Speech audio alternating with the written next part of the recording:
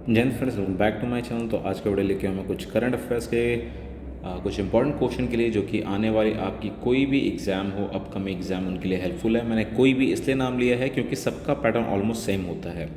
तो चलिए फिर यहाँ पे स्टार्ट करता हूँ मैं पहले क्वेश्चन के साथ। What gases can be found on Saturn? Saturn में कौन कौन सी गैसेस वहाँ पे फाउंड होती हैं उनके एटमॉस्फेयर में? तो उनके एटमॉस्फेयर में hydrogen and helium gases found है।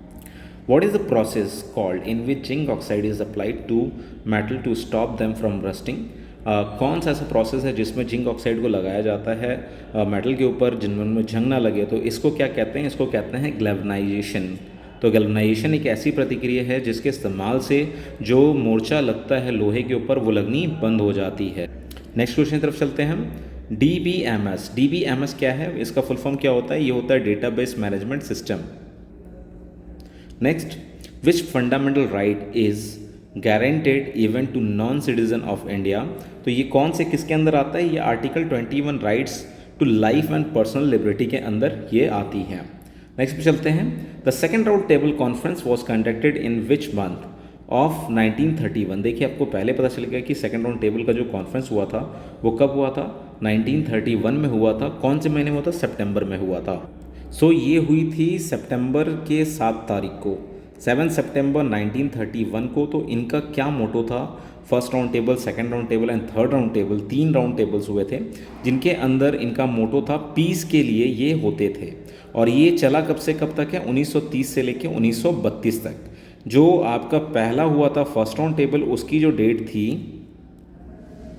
जो फर्स्ट राउंड टेबल था, इसकी डेट थी 12 नवंबर 1930।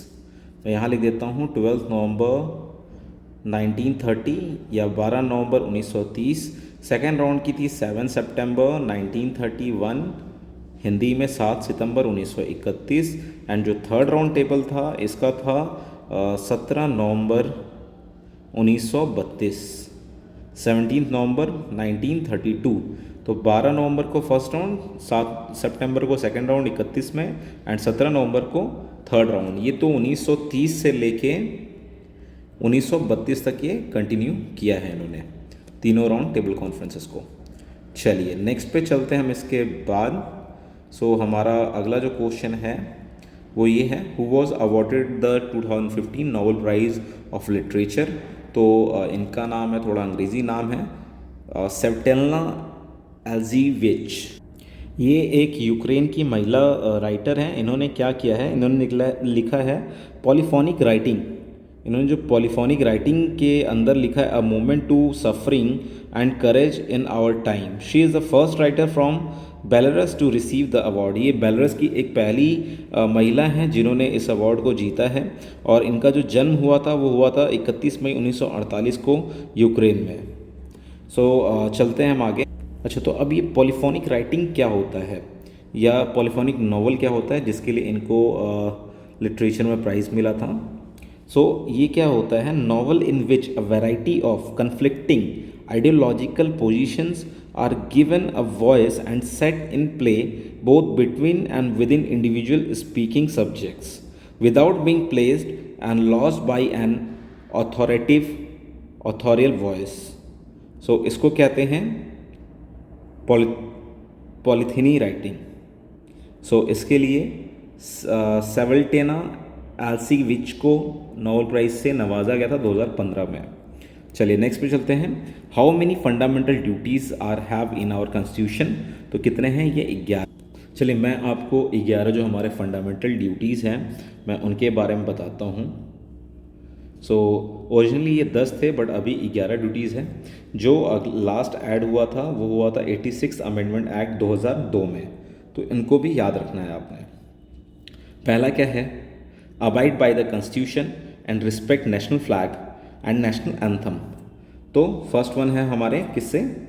National flag and national anthem से।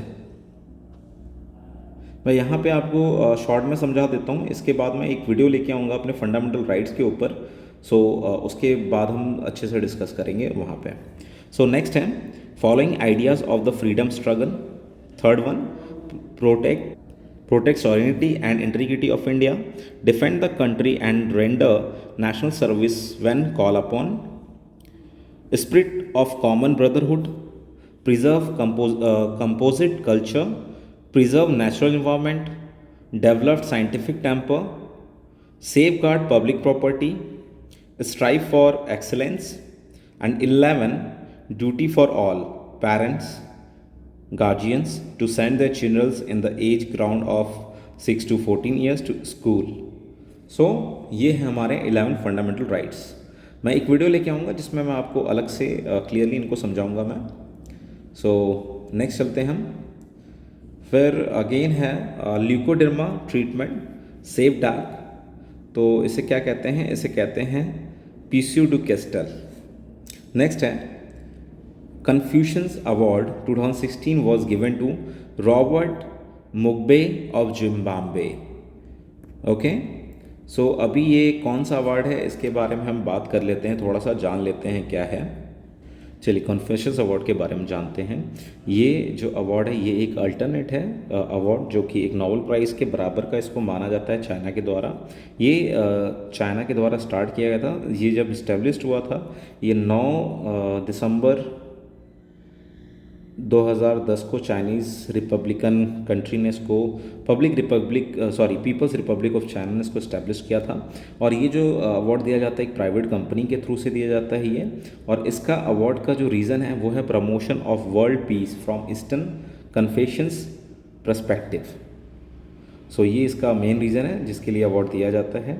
और इसके जो विनर्स की लिस्ट है मैं थोड़ा वो भी बता देता हूँ आपको. 2010 के लिस्ट में लिंग चैन है.